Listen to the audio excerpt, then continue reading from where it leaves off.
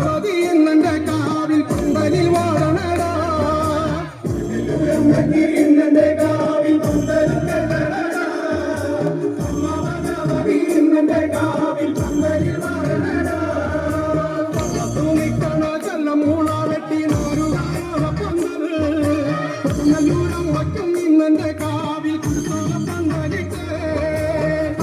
നെല്ലിന്റെ അരിപ്പൊടി കൊണ്ടല്ലേ വട്ടക്കാലം വരച്ചേ നല്ലൂരം വയ്ക്കും ഇന്നെ കാവിൽ